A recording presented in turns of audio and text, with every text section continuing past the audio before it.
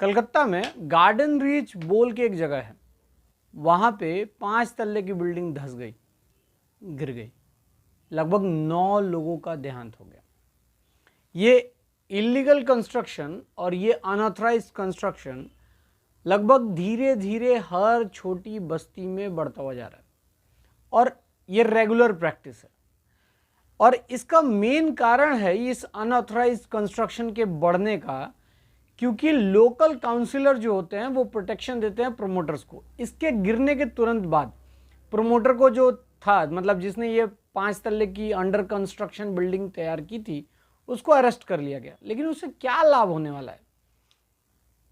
इन promoters को ज्यादातर shelter या प्रोटेक्शन दिए होते हैं लोकल काउंसिलर।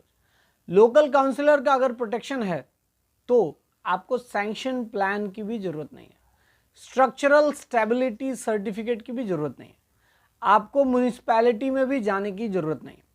और अगर काउंसिलर का प्रोटेक्शन है, इसका मतलब उस पॉलिटिकल पार्टी का भी प्रोटेक्शन है।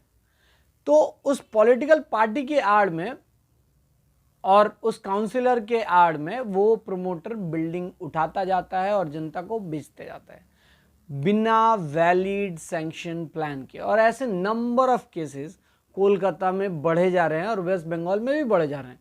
आप आए दिन हाई कोर्ट के जजमेंट्स, ऑर्डर पढ़ सकते हैं हमारे honourable justice Amrita Sinha madam का, कि वो कभी ना कभी किसी ना किसी मामले में डिमोलिशन का ऑर्डर दिए जा रही हैं, क्योंकि न तो सैंक्शन प्लान रहता है, न कोई स्ट्रक्चरल स्टेबिलिटी सर्टिफिकेट रहती है, ना ही कोई उस लैंड का कन्वर्जन का कोई डॉक्यूमेंट होता है।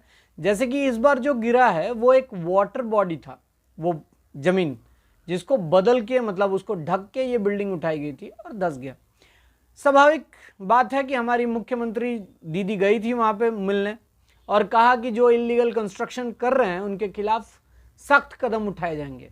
तो उनको रोज का पेपर उठा के देखना चाहिए, न्यूज़पेपर, जिसमें हाईकोर्ट रोज डेली कोई ना कोई मामले में ऑब्जर्व कर रहा है कि ये कंस्ट्रक्शन इलीगल है। मतलब अगर या तो म्युनिसिपैलिटीज हो रही है या अथॉरिटीज कि बिना इनके इंटरफेरेंस के कारण एक बस्ती, जो छोटी छोटी झुग्गी बस्ती रहती है, वो जमीन तोड़े जा रहे हैं और बड़ी बड़ी बिल्डिंग्स बनाई जा रही हैं जहां पे सैंक्शन प्लान नहीं पास हो रहा है और ना ही कोई इंटरफेरेंस म्युनिसिपैलिटी की तरफ से आ रही है और ना ही उन प्रोमोटर्स के खिलाफ कोई कंप्लेन दर्ज होता है पुलिस स्टेशन में।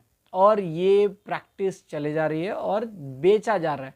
जनता क्या, जनता को चाहिए कि भैया एक छत, तो जनता उस लालच के चक्कर में, सस्ते फ्लैट के लालच के चक्कर में खरीद लेती है और जिसके चक्कर में 9 लोगों का देहांत हो गया।